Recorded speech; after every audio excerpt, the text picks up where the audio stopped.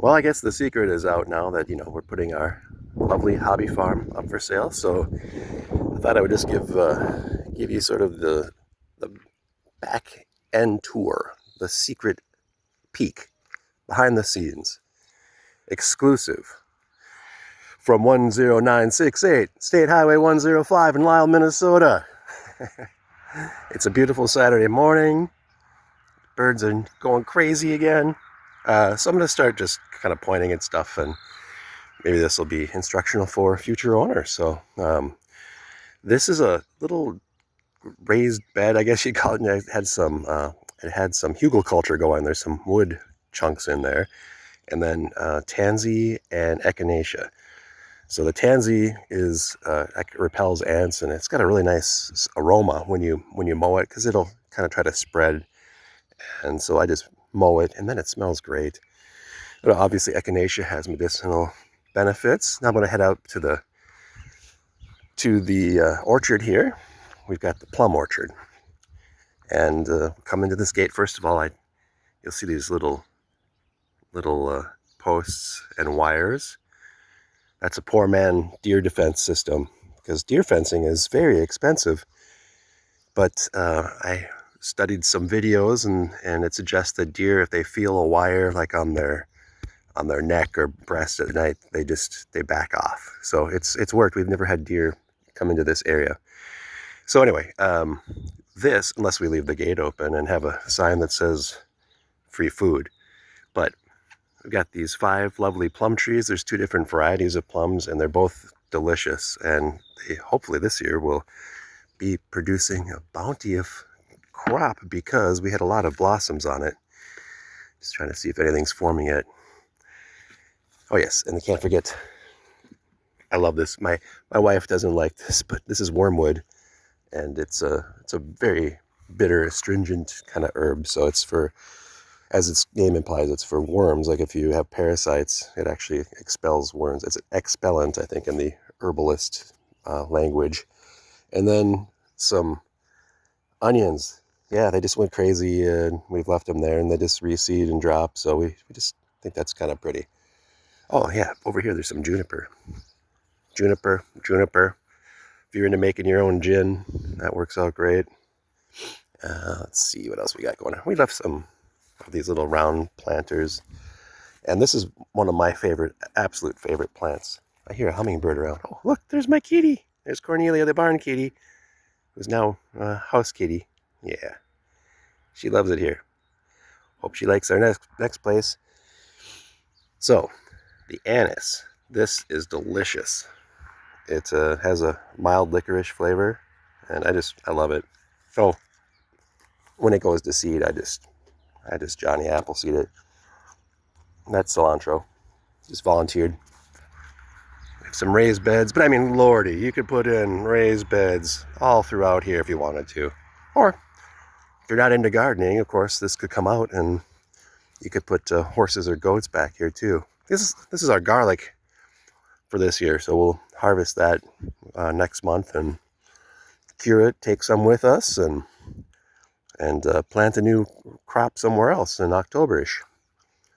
So back here is just kind of open field, and we did try to do some growing areas. And oh yeah, there's a lovely grapevine. I think this vine is Frontenac Gris, I think, or Marquette, one of those two.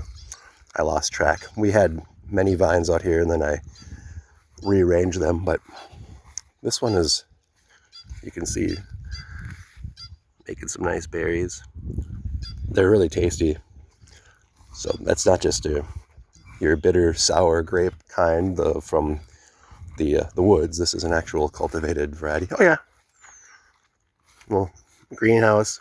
This was a loafing shed, and it could easily go back to being a loafing shed, but what I did is I took a couple of these hog panels that we had around here, and I made a roof extension, bent it down, put a little foundation down there. So that is the frame. And then we had windows replaced in the house, so I took some of the old windows and just used those here. And we got a little bed in here, so you can actually start like salad stuff in the spring and whatnot. This is Chicken Wonderland. Speaking of which, I haven't opened the barn for our one remaining chicken who is going away today. Frida, we'll go see her too. Anyway, that's the Chicken Wonderland. There's a Defender peach tree, and then that is a crabapple tree that I can't remember the variety name, but they make these really big crab apples that are, I mean, they're just small apples, but they're big crab apples and they're delicious.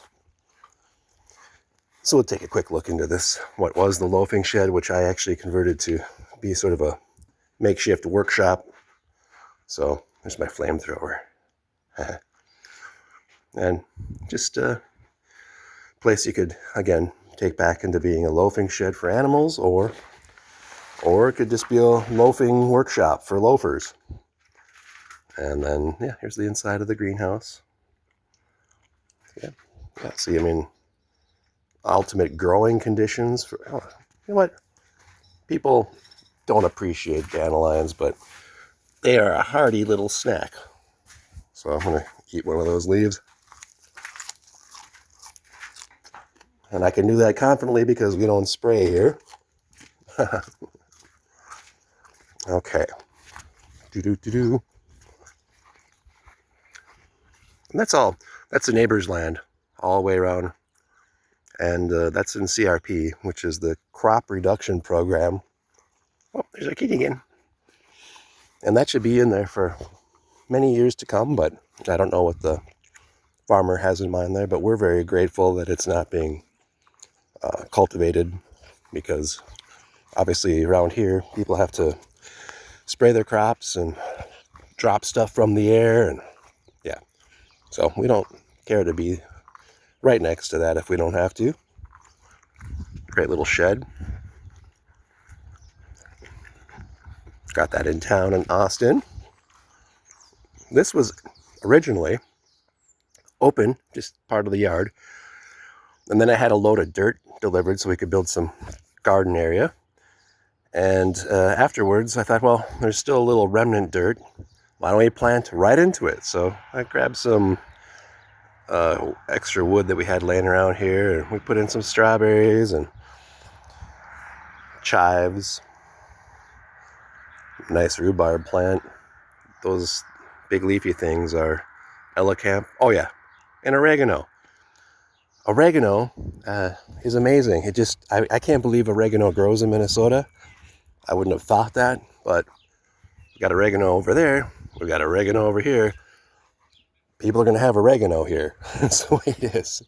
Oh yeah, so we've got some high bush cranberry plants, and we've got aronia berries in this row, and then mulberry tree, and I'll take you down to lovage in a second, but first I want to show you the comfrey, because we've got a couple different sections with comfrey. And here's the comfrey. That's the purple flower. So for bumblebees and for hummingbirds, they love the comfrey, and it's easy to mow. If it gets out of bounds, if it drops seeds and goes in the yard, you can just mow it, no problems.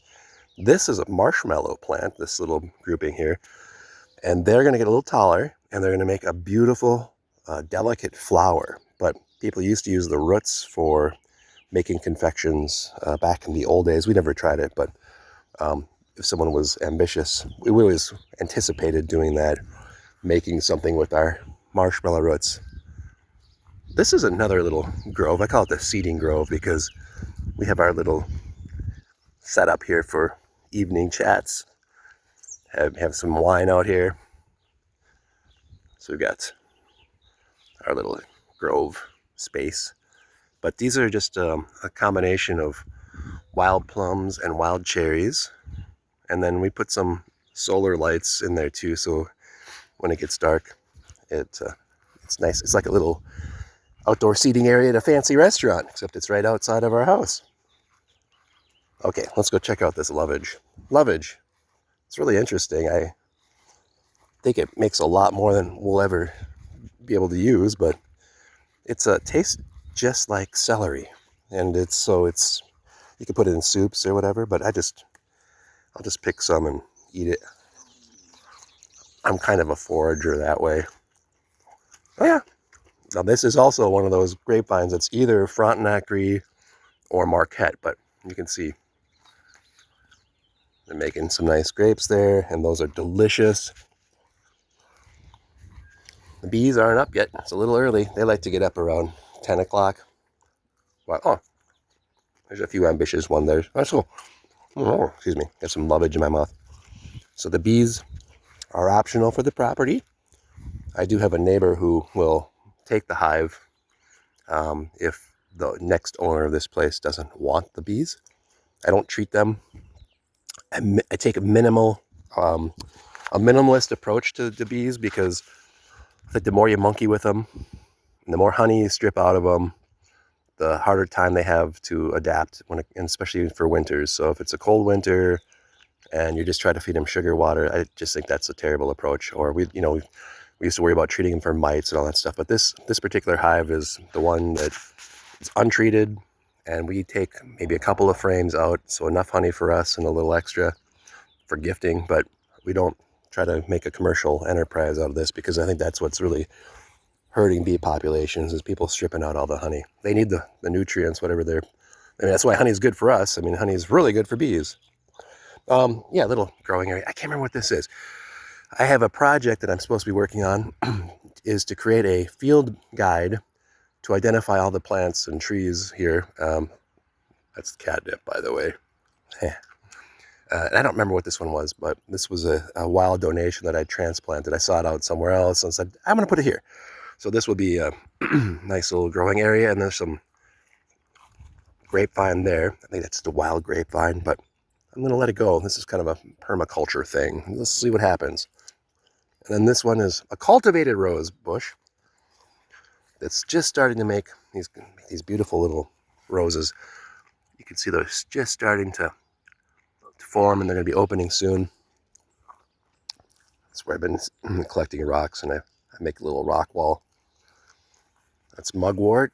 Mugwort is supposed to help you dream. You drink a mugwort tea or smoke some mugwort at night. You know, you're supposed to have dreams. I don't know if I can attest to that, but it's like a little mulberry bush at this point. Deer and rabbits help keep it a little small, I think. Some stone crop in there. That's this stuff right here. That's stone crop. And then this is cat mint, not catnip, but cat mint. It's lovely. Also tasty. Have a little bit of that.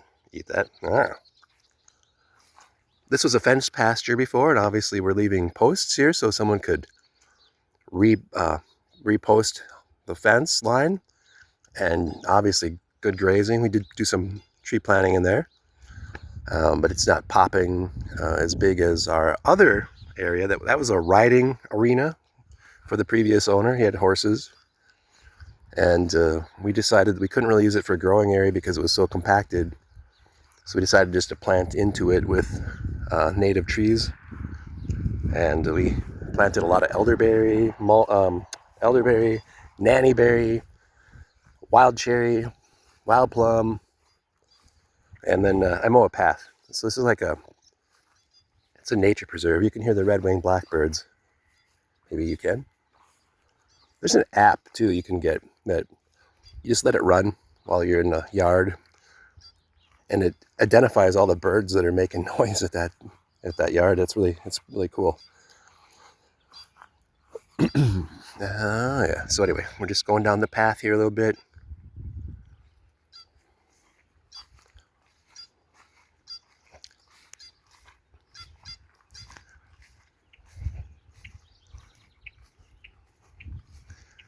Hello, Mr. Red-winged Blackbird. Probably a little concerned. Probably have a nest around. I remember when I was a kid, growing up in Annandale, I'd walk around Lake Pleasant, and there would be these marshy areas. There'd be a lot of red-winged blackbirds, and they just dive bomb your head. They'd actually, like flap your head with their wings. They did not want you bothering their area. Oh yeah, you can see those cottonwood trees, those tall trees there. Those just blew in. Those sometimes you'll see those fluffy white seeds that drift. So they drifted over from the that creek railroad area, and they just drifted in and took off. And that's perfect, because this is exactly the kind of thing we're trying to do in this space. or we were. So hopefully the next owners appreciate the fact that they're restoring ecology here and creating a different kind of ecosystem. So you have your pasture areas and growing areas, but I mean, this is actually, there's a lot of food that'll be coming out of here too in terms of elderberries, for example. We make a nice elderberry syrup, or we used to make an elderberry syrup out of the berries that we harvest here. And I just do a little fun mow up into this part of the pasture. See, it's still pretty much just grassland from the previous pasture growth. But I mow into it just to make this one little turnaround point so you can come out here. And like Naomi says, it gives you like this big sky view you wouldn't expect maybe to see. So it's a nice treat.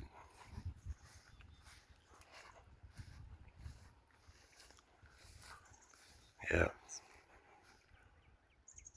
I mean, it's such a clear view that I can actually see elevation over in that field, which to me is crazy because this is such a flat land around here. We're not in the driftless and where it's, we don't have like what you'd have rolling hills other places. We don't really have rolling hills here. So that tree line there, there's a railroad behind it that is very, very seldom used by, I think, the ethanol plant. So occasionally you'll see an engine go by, and that's about it, maybe once a month or something. But then beyond that is Woodbury Creek. And Woodbury Creek goes that away, and it connects to the Cedar River. And the Cedar River is along that line, and then the Cedar River flows south, all the way down to like Cedar Rapids and all those other cool Iowa places. All right, let's keep on here. Oh yeah, you'll see this type of a thing here. It's still May here, and we haven't had consistent heat, but once we do, these type of prairie flowers will start springing. You can see the leaves are already starting to come up. And once it heats up, that's when a lot of the flowery stuff starts to show. So it's beautiful. Sometimes I think, they actually try to do sort of the wildflower plantings as part of their CRP agreement over in that field, but sometimes I think like our approach is just as effective to kind of keep the land calm and healed. So, but we're not getting any money from the government on this. This is just because we wanted to do it. Yeah, so we're walking through the little back end grove here. I have a 0-turn mower, so I can zoom through like this, like it's kind of fun. Don't tell people. Yeah, and then I'm gonna just take you on this walk and around the whole pasture. This is where we were looking at earlier. We could say we could refence this for animals, but for now, we just have our evening strolls on this little path I mowed. So we go through the little woods, and then we come out here. I've never really timed this, but I can see now it's a reasonable walk.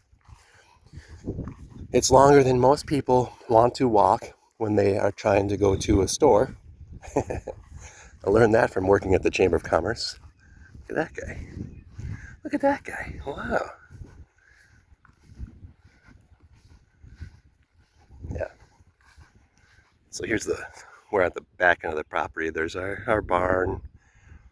There's the tree area we were just in. There's the bee shed right there, just to give you a perspective. And the house is beyond those pine trees there.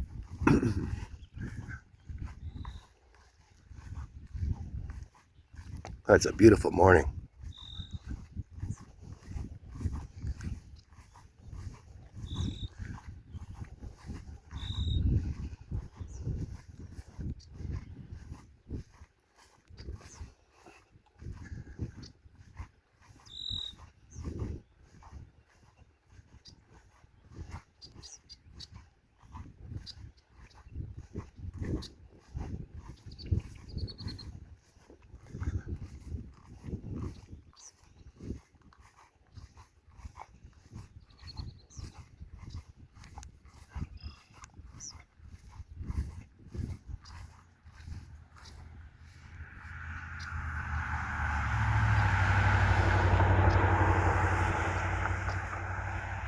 Not a bad view, huh?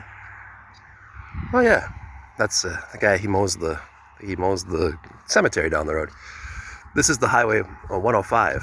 It's a state highway, and it goes into Austin from here. Because we're about a mile north of the Iowa border. And during any snow event, or as we used to say, when it snows, the MnDOT is out, and they get this place plowed like first thing. So it's a kind of a dedicated route to town.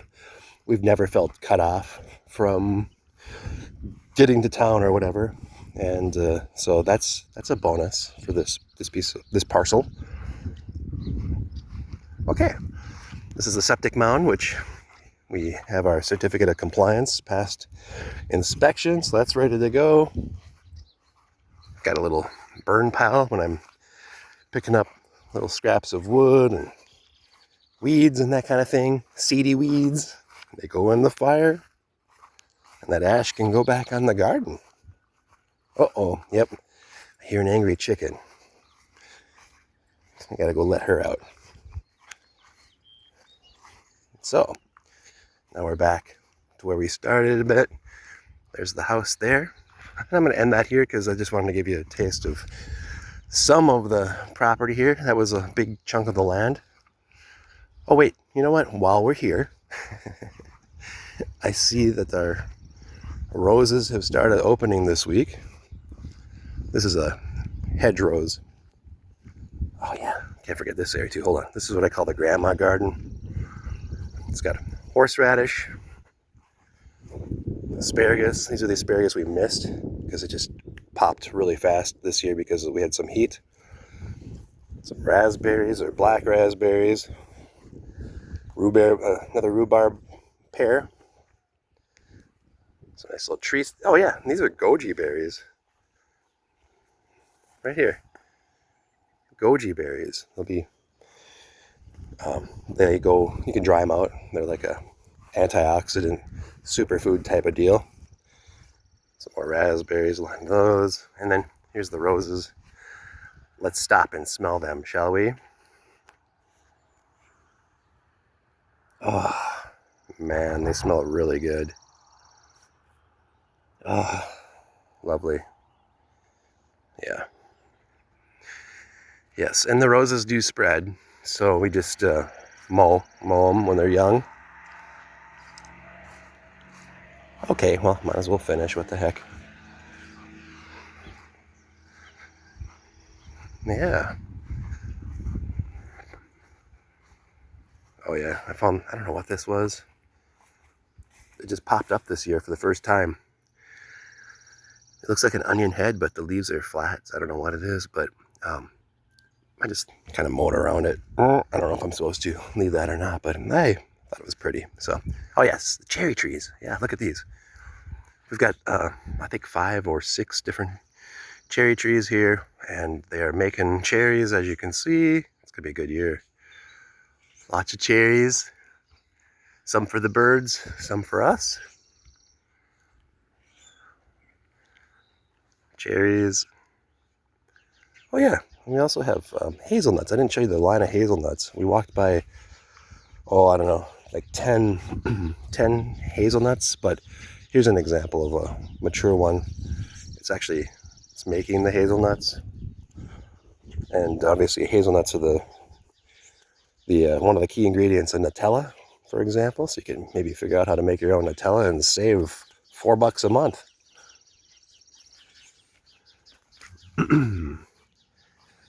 Okay, and then I'll just kind of show you the rest of these plantings. A couple of little evergreens here help to block the wind. More cherries.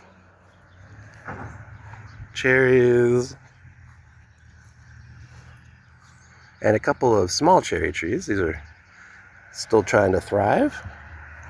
This is 9 bark. Just I forget what it's like autumn harvest 9 bark or something. It's just a pretty variety of 9 bark. And this is a service berry tree. It's making little service berries. They're delicious. This is a white lilac. It's already done blooming for the year, but very lovely. I love lilacs, and I planted a whole line of lilacs along the driveway. Those are the purple variety. Okay, oh, yeah, well, here we go. There's our new air conditioner. Just got that last week. Here we go, in our angel garden. This is very visible from the dishwashing station. So we've got Solomon seal. That's this guy here. There's golden seal in here too, which is rare, and trying to establish some golden seal. It's a cleansing, detoxing kind of root. And what else? There's some daffodils that come back. And then this whole area here has got, this is a nice mulberry tree. Making mulberries. Oh yeah, we did a little pop-up garden with just blocks. So we got our little salad bed here right now. That's all we really planted this year. It was kind of a weird feeling not to be planting a big garden or starting seeds in the house or whatever. So this is a big change for us. And then comfrey and other things. I don't even remember what they are. So, all right. Oh, and there's Naomi. Hi. Okay.